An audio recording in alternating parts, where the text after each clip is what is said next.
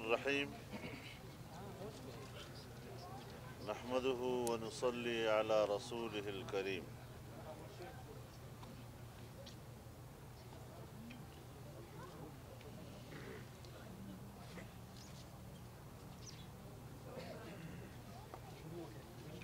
کوئٹہ کی میڈیا کا شکر گزار ہوں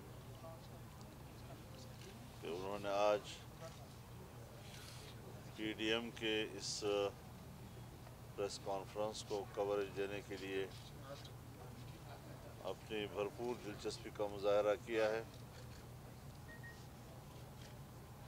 پی ڈی ایم اس وقت پاکستان کے عام آدمی کی آواز ہے۔ جس طرح غربت اور مہنگائی کی چکی میں پوری قوم پس رہی ہے اور جس طرح آئے روز ان پر مہنگائی اور ٹیکسز کے پہاڑ گرائے جا رہے ہیں، یہاں تک کہ پارلیمنٹ ہاؤس اور اس کے لاجز کے سامنے ماں باپ اپنے بچوں کو فروخت کرنے کے لیے لائے ہیں۔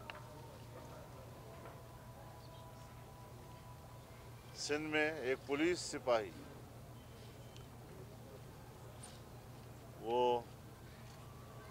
کھلے سڑک پر اپنے بچے کو بیچنے کے لیے چیخ رہا ہے۔ لوگ خودکشیاں کر رہے ہیں، اپنے بچوں کی بھوک ان سے دیکھی نہیں جا رہی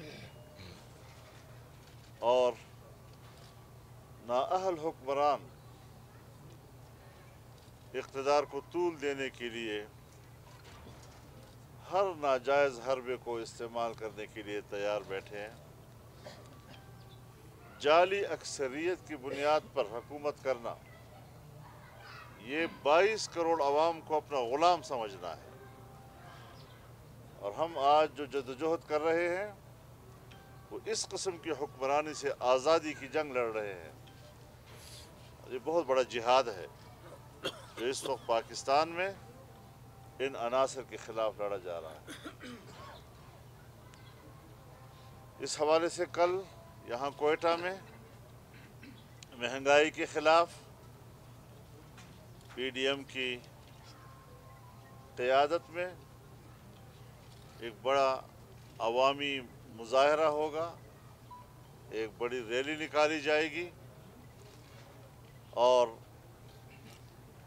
اپنے اس موقف کو اجاگر کیا جائے گا کہ اس وقت پوری قوم کو ایک ناجائز اور چوری کردہ ووٹ کی بنیاد پر حکمرانوں کے ساتھ مقابلہ ہے، اور پی ڈی ایم اس حوالے سے وہ سیاسی قیادت ہے جو اس انتہائی نازک ماحول میں عوام کے شانہ بشانہ کھڑی ہے۔ ہم نے قوم کو تنہائی کا احساس نہیں دلانا، ہم نے اس کو یہ احساس دلانا ہے کہ ہم آپ کے ساتھ ہیں، آپ کے شانہ بشانہ ہیں، ہم آپ کی آواز ہیں، اور قوم کے لیے اور ملک کی آزادی کے لیے جنگ لڑنا یہ اپنا فریضہ بھی سمجھتے ہیں اور اسے اپنی سعادت بھی سمجھتے ہیں۔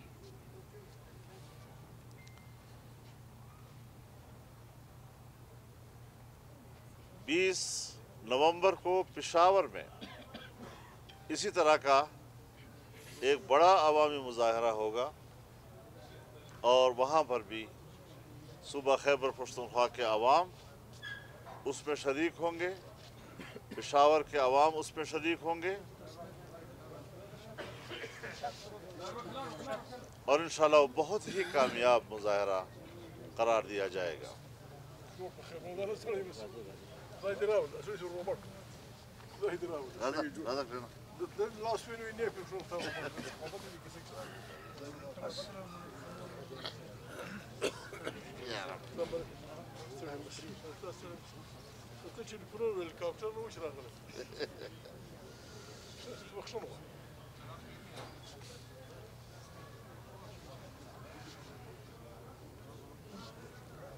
ہم آج قوم کو یہ بھی بتلا دینا چاہتے ہیں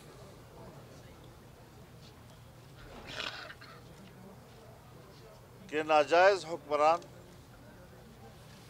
اور دھاندلی کی پیداوار حکومت آئندہ الیکشن کے لیے ابھی سے اپنی جعلی پارلیمنٹ کو ایسی قانون سازی کے لیے تیار کر رہی ہے کہ آئندہ بھی الیکشن میں بڑی آسانی کے ساتھ وہ دھاندلی کر سکے. لیکن حزب اختلاف سینہ سپر ہو کر اس کا مقابلہ کر رہی ہے. اسمبلی کے اندر حزب اختلاف ان کو قانون سازی میں شکست بھی دے چکی ہے اور مشترکہ اجلاس میں انہیں اکثریت حاصل کرنے کی جب امید نہ رہی تو عین وقت پر اس کو ملتوی بھی کر دیا گیا. آج جب دوبارہ اجلاس بلایا گیا ہے تو افواہیں گشت کر رہی ہے اور یہ صرف افواہیں ہی نہیں بلکہ حقیقت کے قریب تر باتیں ہیں کہ چھوٹی جماعتیں جو ان کی اتحادی ہیں ان کو ریاستی ادارے دباؤ میں لا کر ان کی گردن مروڑ کر اور ان کے گردنوں پر بوٹ رکھ کر ان کو مجبور کر رہے ہیں کہ آپ نے اجلاس میں جانا ہے.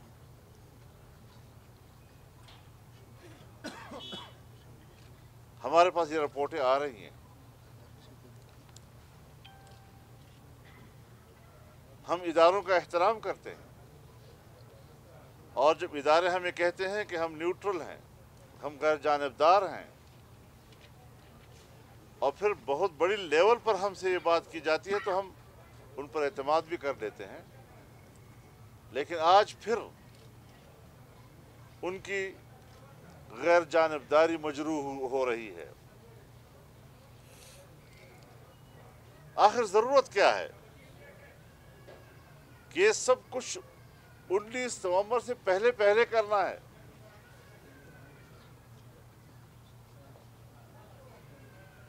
نہ 19 نومبر کو اور نہ 19 نومبر کے بعد. اس سارے معاملے کو مشکوک بناتا ہے کہ شاید سیاسی اداروں یا ان کی کسی شخصیت کے ساتھ کمٹمنٹ کی بنیاد پر یہ سب کچھ ہو رہا ہے. یہ پاکستان کی جمہوری اور پارلیمانی کردار پر ایک بدنما داغ ہے.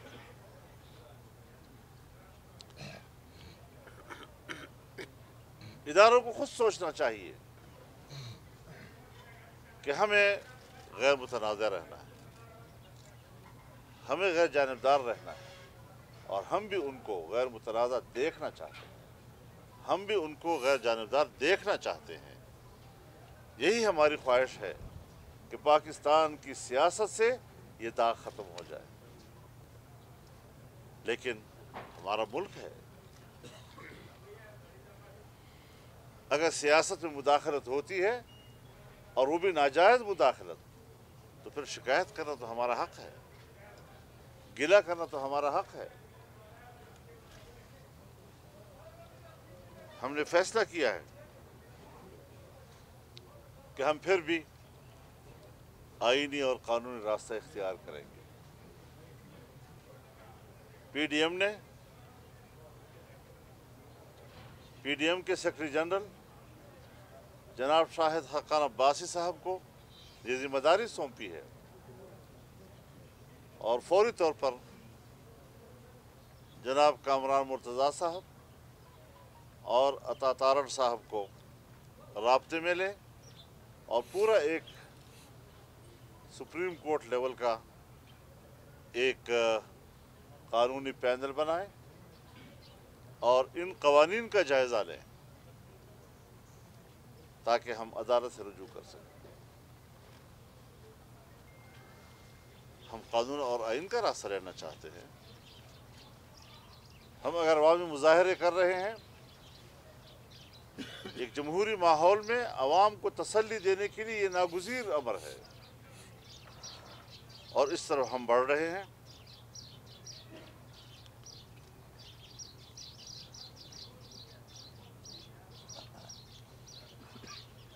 تو اس حوالے سے یہ جو نئی صورتحال ہے، اس پر ہم قوم کو ہر وقت اعتماد میں لینا چاہتے ہیں۔ پی ڈی ایم اس بات پر یقین رکھتی ہے کہ ملک میں امن و امان ہونا چاہیے۔ امن و امان اسی صورت میں ممکن ہوتا ہے جب شہریوں کے انسانی حقوق کا تحفظ ہو، صوبوں کے حقوق کا تحفظ ہو، ان کے شہریوں کے حقوق کا تحفظ ہو، ان کے بچوں کا مستقبل محفوظ ہو۔ اور اس حوالے سے تمام جماعتیں اس بات پر متفق ہیں کہ اس وقت جو نوجوانوں کو گھروں سے اٹھایا جاتا ہے، اس کو پھر لاپتہ کر دیا جاتا ہے، اور سال ہا سال سے لاپتہ لوگوں کے لیے ان کے پیارے در بدر کی ٹھوکریں کھا رہے ہیں۔ ان کے بوڑھے ماں باپ، ان کے آنسو بھی اب آنکھوں میں نہیں رہے، خشک ہو گئے ہیں۔ ان کے دلوں کے زخم، اس کے لیے مرہم بھی ختم ہو گیا ہے، لیکن شقی القلب قوت ہے، وہ اس انسانی حق سے اور سمجھتے ہیں کہ ہم ریاست کی خدمت کر رہے ہیں۔ اگر کوئی ایسی بات ہے، عدالتیں موجود ہیں، آئین موجود ہے، قانون موجود ہے، ان راستوں سے ہم کسی مجرم کو کیفر کردار تک پہنچا سکتے ہیں۔ اگر انصاف کا تقاضا یہی ہے تو پھر ایک جمہوری ماحول میں، ایک جمہوری ملک میں ایسے واقعات، اور کہ جس طرح ایک ڈکٹیٹر کے ملک میں ہوتے ہیں، ایک آمرانہ ممالک میں، بادشاہتوں میں اس قسم کے واقعات ہوتے ہیں، ہمارے جیسے جمہوری ملک میں بھی وہی واقعات ہو رہے ہیں۔ کیا فرق ہے دوسرے ملکوں میں اور ہمارے ملک میں؟ کون حاکم ہے یہاں کا؟ نادیدہ قوت ملک کے حاکم ہیں یا آئین اور قانون کے روشنی میں کام کرنے والی قوتیں، وہ ملک کے مالک ہیں؟ یہ ساری وہ چیزیں ہیں کہ جس کے لیے پورے ملک کے طول و عرض میں اضطراب پایا جا رہا ہے، تشویش پائی جا رہی ہے، اور ہم ایک مطمئن اور اضطراب سے پاک ایک سوسائٹی چاہتے ہیں، ایک معاشرہ چاہتے ہیں جہاں ہر انسان اپنے حقوق کے حوالے سے مطمئن ہو، اور اس پر انشاءاللہ ہم آگے بڑھنا چاہتے ہیں تاکہ اپنے نئے مستقبل کو ہم تراش سکیں۔ وآخر دعوانا ان الحمدللہ۔ مولانا صاحب، گلگت بلتستان کے چیف جج رانا شمیم کا جو بیان ہے وہ عدالت پہ خود ایک سوال یا نشان ہے۔ کیا ابھی آپ توقع رکھتے ہیں کہ جب عدالت میں آپ جائیں گے تو وہاں سے آپ کو انصاف ملے گا؟ دیکھیے، یہ چیزیں عدالت کے اوپر ایسے داغ ڈال رہے ہیں کہ جس سے ماضی کے تمام فیصلے مشکوک ہو جاتے ہیں، لیکن تاہم ہم پھر بھی اصول کا راستہ نہیں چھوڑتے۔ ہم اب بھی سمجھتے ہیں کہ اس کی عدالتی تحقیقات ہونی چاہیے، آزاد اور خود مختار ایک ایسے ادارے بننے چاہیے کہ جو اس قسم کے بیانات کا تجزیہ کر سکیں، اس کے عوامل کو سمجھ سکیں۔ ایسی باتیں کیوں آ رہی ہیں؟ یہ تیسرا چوتھا جج ہے جو اس قسم کی گفتگو کر رہا ہے، آن ریکارڈ کر رہا ہے، حلفیہ طور پہ کر رہا ہے، تو ظاہر ہے اس چیزوں کو جانچنا چاہیے۔ جس نے یہ بات کی ہے وہ زندہ ہے، اس سے پہلے بھی جو ججوں نے باتیں کی ہیں وہ بھی زندہ ہیں۔ تو پھر اس طریقے سے ہر چیز پر مٹی پاؤ، اسے تو کام نہیں چلے گا جی۔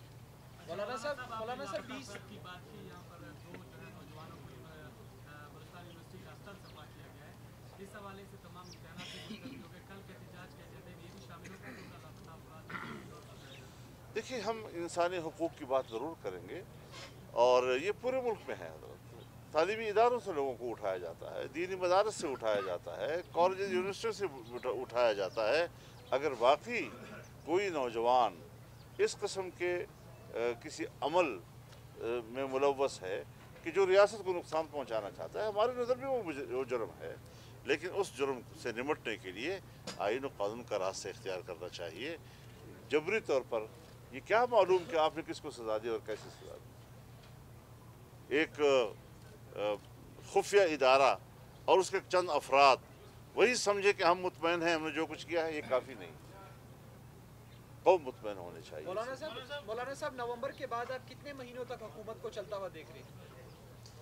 देखिए, मैं आपके सवाल को समझ रहा हूँ और आप भी शायद यही चाहते हैं कि मैं वो बात करूँ कि हुकूमत चल नहीं रही, हुकूमत चलाई जा रही है।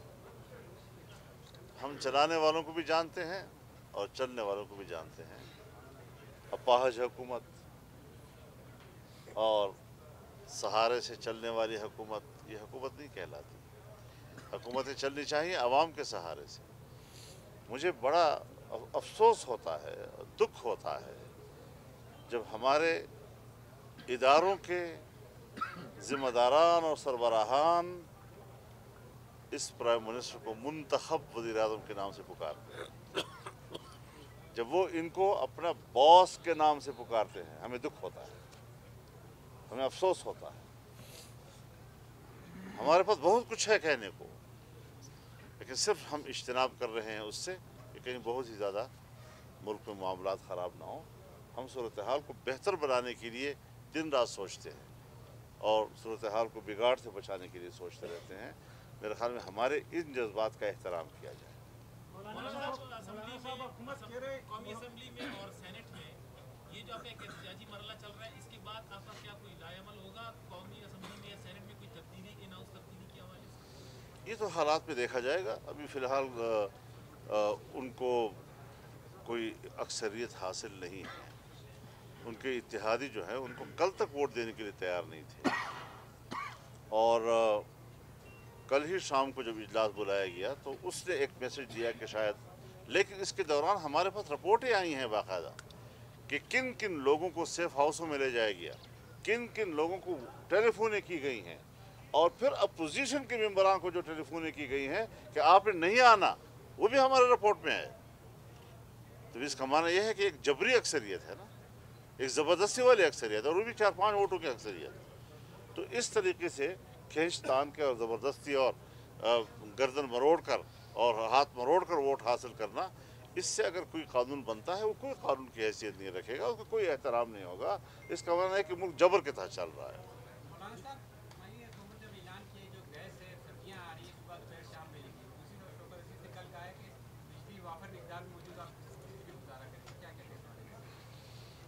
हज़रत इनके होते हुए ना आप किसी बिजली की तवक्को रखें, न गैस की तवक्को रखें, न पेट्रोल की तवक्को रखें, न चीनी की तवक्को रखें, न घी की तवक्को रखें। यहाँ तो हर रोज़ आप सोचते रहेंगे कि कल कितनी कमी आएगी, कल नर्ख कितने बढ़ेंगे, कल रुपए की कीमत क्या होगी डॉलर के मुकाबले में। अब तकरीबन मैं तो समझता हूँ 175 से तो ऊपर चला गया है मामला और 180 के करीब जा रहा है। तो आम आदमी बेचारा बाज़ार में आपके पैसे की कीमत ही नहीं रही है। कहते हैं जी बाहर से जो पैसा आता है वो उस डॉलर की कीमत बढ़ जाती है, उस घर को ज़रा पैसा ज़्यादा मिलता है। भाई उसको ये भी सोचना चाहिए कि यही पैसा जब बाज़ार में जाता है तो वहाँ उसकी कोई हैसियत नहीं है, उसको उस पैसे से कुछ फ़ायदा नहीं हासिल होता जी। तो ये तो एक नुमाइशी किस्म की ऐसे दिल में खुश करने वाली बात है कि जहाँ मेरे घर वाले मेरे प्यारे कल 105 रुपये वसूल करते थे तो आज 170 रुपये और 75 रुपये और 180 वसूल करेंगे। तो वसूल तो करेंगे, लेकिन बाज़ार में जो हमें कल 105 में मिलता था वो आज हमें 180 में नहीं मिल रहा है वो चीज़ जी। हालत यहाँ तक चली गई।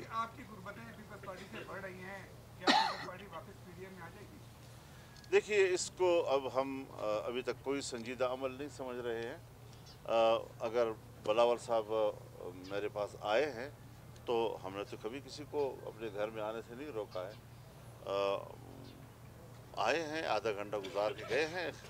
अगर उन्होंने खैर सगारी का मुजाहरा किया है, लेकिन पीडीएम के साथ उनका मुस्तकबिल क्या है या क्या नहीं है, इस पर तो बात ही नहीं हुई। मौलाना साहब, आपने एस्टेब्लिशमेंट से शिकवा किया, लेकिन खबरें यहाँ ये भी हैं कि मियाँ शहबाज शरीफ और मरीम नवाज ने आर्मी चीफ से मुलाकात की है। इसमें कहाँ तक सदाकत है और हमारे इल्म में ऐसी कोई बात नहीं, हमारे इल्म में कोई ऐसी बात नहीं। मौलाना साहब, हुकूमत कह रही कि मिल्की मईशत जो है वो बिल्कुल वेंटिलेटर से खराब है, सीरियम जो है मजीद मिल्की मईशत जो है वो तबाह कर रही है।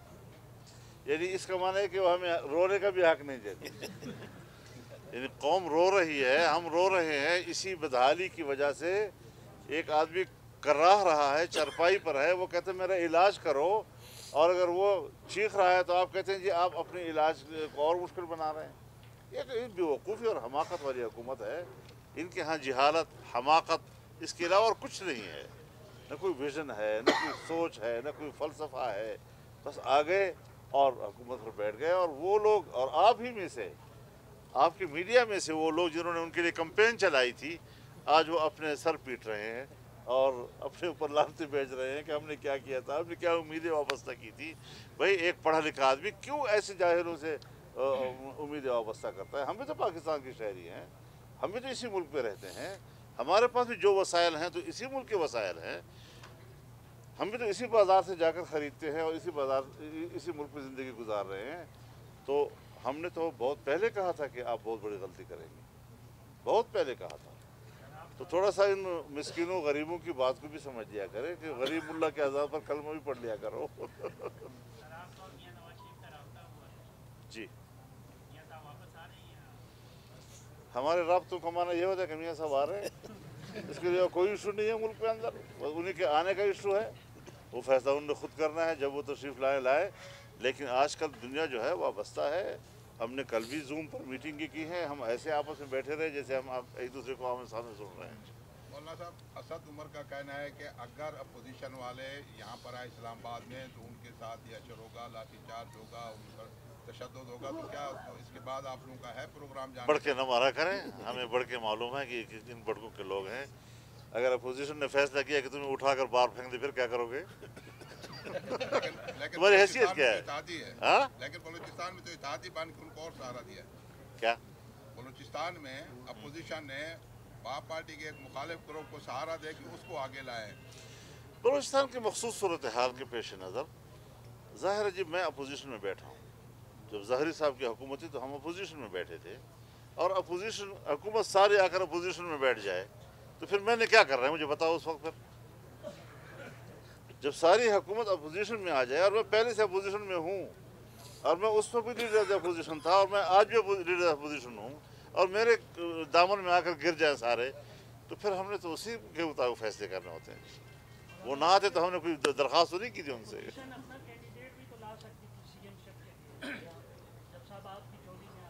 देखिए, हमने चूँकि हुकूमत में न आने का फ़ैसला किया था, हमने अपोजिशन में बरकरार रहने का फ़ैसला किया था, हमने बावजूद इस सारी सूरत हाल की तब्दीली के उनकी हुकूमत में शामिल न होने का फ़ैसला किया था। उस उसूल पर हम कायम रहे हैं जी, हम अपने उसूल से नहीं हटते।